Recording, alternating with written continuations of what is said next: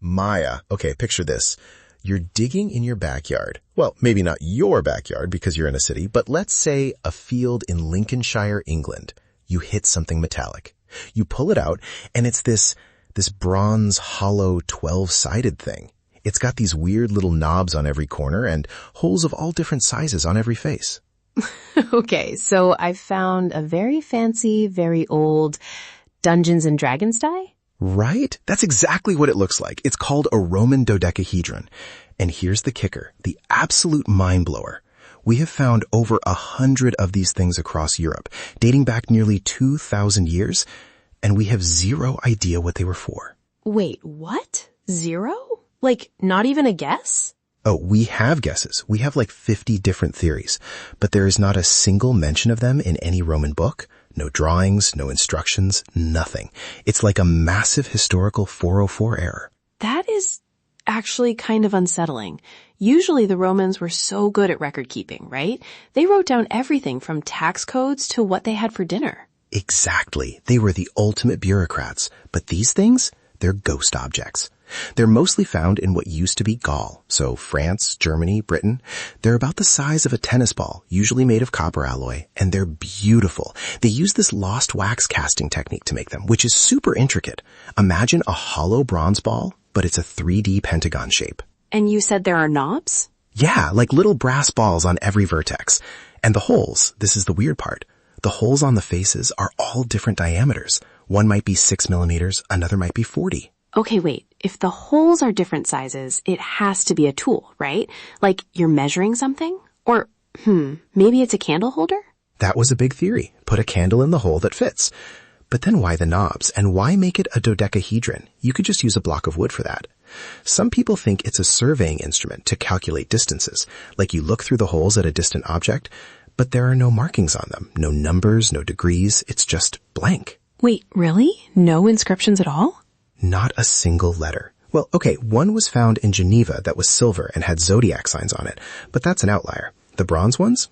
Totally silent. That is so wild. It's like finding a piece of technology from a movie and realizing nobody left the manual. It's the ultimate what's this thing thread on Reddit for 200 years. I can see you spending all night on those forums. But seriously, if they aren't in Rome, did you say they aren't in Italy? That's the wait really moment. They have found about 130 of these across the empire's northern edges, but almost none in the Roman heartland. Nothing in Italy. Wait, really? So they're Roman, but not actually from Rome? Exactly. That's why some scholars call them Gallo-Roman dodecahedrons. It suggests they might have been part of a local culture or a specific guild's secret. One of my favorite theories, and this one went viral a while ago, is that they were used for spool knitting. Spool knitting? Like making gloves? Yeah, you'd use the knobs to hold the yarn and knit through the holes. People have actually made videos using 3D printed versions to knit the fingers of gloves. It works perfectly. No way. That would be so cozy. The Roman Legion, brought to you by hand-knit mittens. Right? But the historians are like, guys, we didn't find any evidence of that kind of knitting until way later. Plus, they found an icosahedron, a 20-sided one, that doesn't have the right holes for knitting. So the mystery just stays a mystery. It's frustrating, but also kind of beautiful. It really is. It's a reminder that even with all our technology, we don't know everything. Speaking of staying in the loop with things we do know, if you're enjoying this deep dive, you should definitely join the loop with us.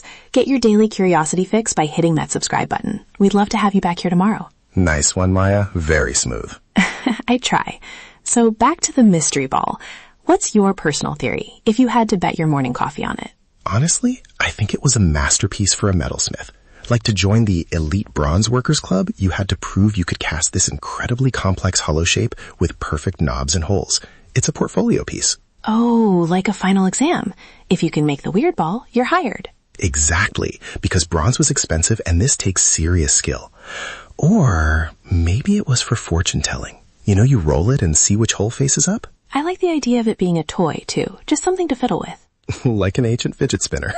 Can you imagine? Some Roman kid in 200 AD just spinning his dodecahedron while his dad complains about the price of grain? It makes them feel so much more human.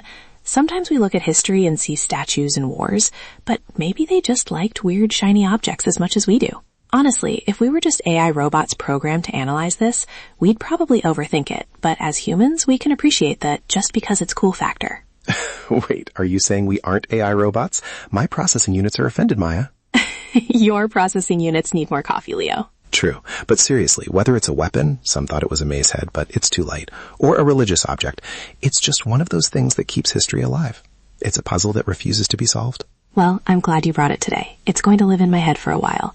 Every time I see a 12-sided die now, I'm going to think of a Roman soldier knitting a glove. Mission accomplished. All right, I think that's our time for today. Thanks for the brain tickle, Leo. Anytime. See you again soon, everyone. Stay curious.